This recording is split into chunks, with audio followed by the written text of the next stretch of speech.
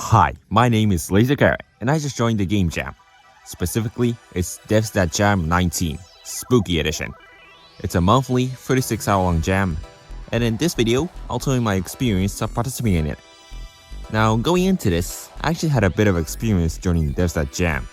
I joined Devs That Jam 17 before, and the results were actually pretty good. Second place out of 22 entries. And no, that isn't the only reason I joined again.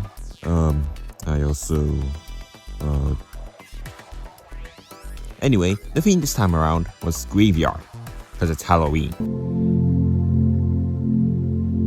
And there's a lot of ways you can incorporate that into game mechanics, but I couldn't really think of anything cool at the time, so I decided to an idea that has been floating in my head for a while.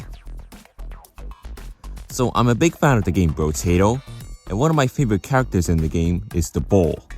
Normally, characters in Brotato can equip 6 weapons at once, but the gimmick with Bull is that he can't equip any weapons whatsoever. But instead, every time he takes damage, he explodes in a small area around it, as well as a big boost in health regeneration.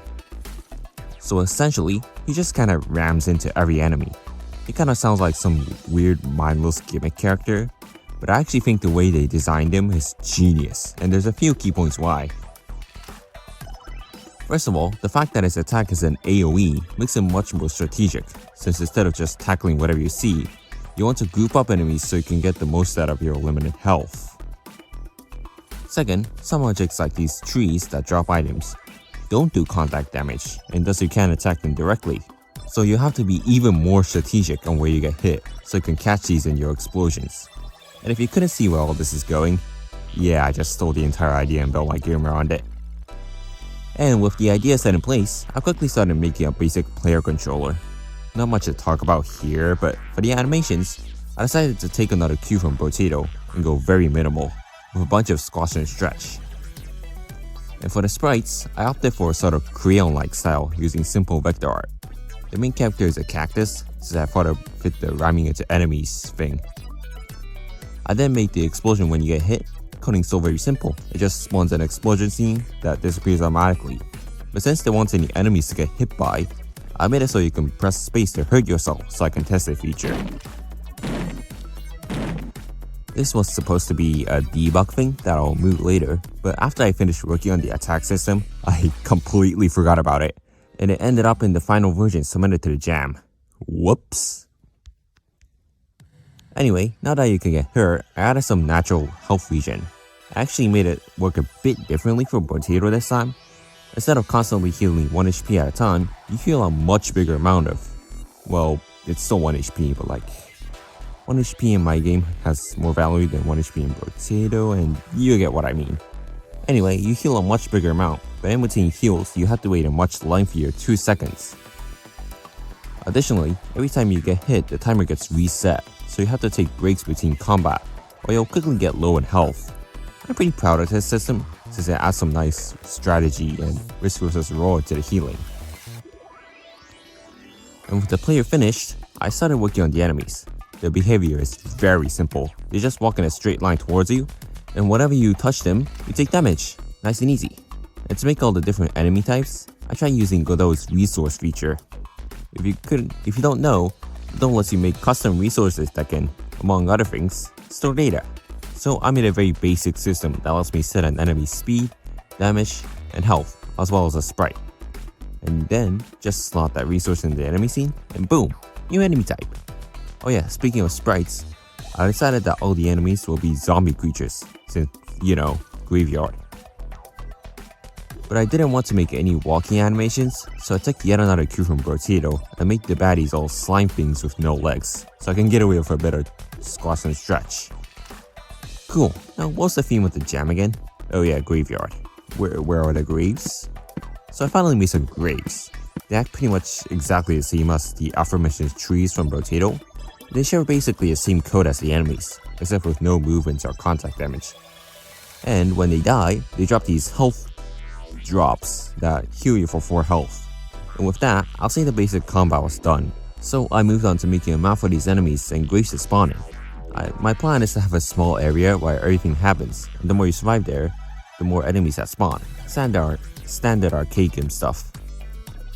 So I made a quick floor texture, added in these borders so you can't just escape, and made a spawning system, as well as making the enemies spawn scale over time. I wanted to do something a bit fancier than I usually do for the spawning and scaling, so I made it so only a certain amount of enemies can be present at a time. It basically sets a number for the max enemies that can exist at once, and if it exceeds the limit, no more enemies can be spawned. And for the scaling, I just have a timer that increases the limit of enemies present, as well as increasing the amount of enemies that can spawn at a time. This system was kind of inspired by Plants vs Zombies, and I quite like it since it means if you kill enemies quickly, more would spawn because it's below the limit. And if you're struggling or looking for an opportunity for a big attack, you won't get piled up by lots of enemies. I did make a pretty stupid decision at the end though. Instead of just picking random coordinates on the map for spawn locations, I hadn't picked a bunch of spots on the map for spawning. The thought behind this is that I didn't want things spawning in awkward locations and looking weird. In hindsight, this was completely unnecessary and dumb, since it's not like I made any obstacles or walls that enemies can spawn in or anything. The enemies will often spawn right on top of each other, and I also used this method for spawning graves, which is especially bad since they don't move, and thus would stack perfectly on top of themselves. Issues aside though, the gameplay loop was mostly done, so I started spicing it up with some upgrades. Now, I make a lot of roguelike type games, and the thing is, I've been implementing almost the exact same upgrade system every time. You get some items, level up, pick from one of 3 things, and you get a stat boost. And for this game, I wanted to do something different and unique, but the thing is that I'm not that creative. So instead I tried to do something different in the visual department. If I can't make something that plays different, at least I'll make it look different. After some quick thinking, I decided I wanted the whole upgrade UI to be in a different style from the rest of the game. Specifically, retro style pixel art. I first slapped down a monitor thing to explain this style shift, which is going to be a whole Game Boy thing, but I kinda ran out of steam after just the screen. Whoops. I then made the actual icons for the upgrades. They're simple monocolor images, but I also made some simple animations for them, which I think added a lot of charm. Like, look at this poor guy, he can't even catch a break. As for how to get these upgrades, the easiest thing I could think of was that every few graves spawned will turn into fancy graves that drop an upgrade. And as a finishing touch, I added some retro sound effects that I got from OpenGameArt. With that, all that was left to do was to make a simple tutorial to teach how to play, and make a game page for itch.io. And the game was finished with 14 hours left for a 36-hour game jam. Yeah, it's way too early, but that's what wacky time zones and crippling paranoia of deadlines can do to a man. The results were pretty solid. I got second in experience, though I didn't get top 3 overall this time. The link of the game is in the description. Go play it and tell me what you think.